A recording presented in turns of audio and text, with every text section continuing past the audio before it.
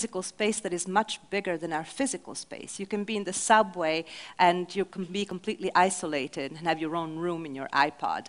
And this is the work of several designers that really enhance the idea of solitude and expansion by means of various techniques.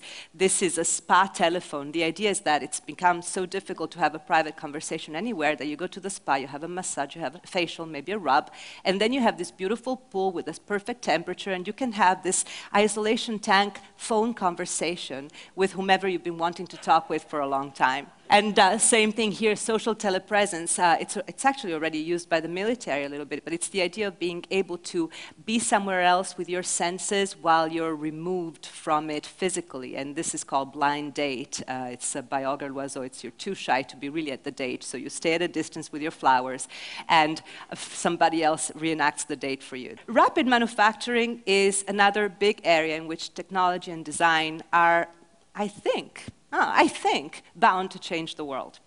You've heard about it before many times. Rapid manufacturing is a computer file sent directly from the computer to the manufacturing machine. It used to be called rapid prototyping, rapid modeling. It started out in the 80s, but at the beginning it was machines carving out of a foam block a model that was very, very fragile and could not have any real use.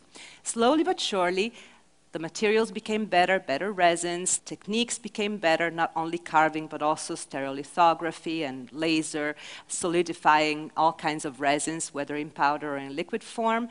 And the vats became bigger to the point that now we can have actual chairs made by rapid manufacturing. It takes 7 days today to manufacture a chair, but you know what? One day it'll take 7 hours.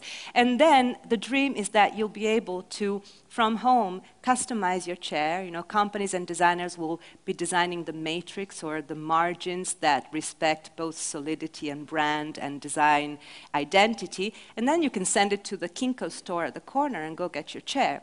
Now, the implications of this are enormous, not only regarding the participation of the final buyer in the design process, but also no tracking, no warehousing, no waste of materials. And also I can imagine many design manufacturers will have to kind of retool their own business plans and maybe invest in this Kinko store. But it really is a big change. And here I'm showing a picture that was in Wired magazine, you know, the Artifacts of the Future section that I love so much, that shows you can have your desktop 3D printer and print your own basketball. But here instead are examples. You can already 3D print textiles, which is very interesting. This is just a really nice touch. It's called slow prototyping. It's a designer that put 10,000 bees at work, and they built this vase. They had a particular shape that they had to stay in. Mapping and tagging. As the capacity of computers becomes really, really big, and the capacity of our mind not that much bigger, we find that we need to tag as much as we can what we do in order to then retrace our path. Also, we do it in order to share with other people. Again, this communal sense of experience that seems to be so important today.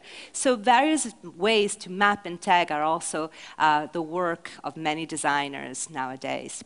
The senses. Designers and scientists all work on trying to expand our senses capabilities so that we can achieve more, and also animal senses in a way.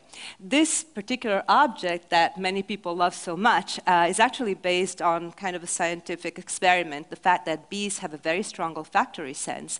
And so much like dogs that can smell certain kinds of skin cancer, also bees can be trained by Pavlovian reflex to detect one type of cancer and also pregnancy. And so this student at the RCA designed this beautiful blown glass object where the bees move from one chamber to the other if they detect that particular smell.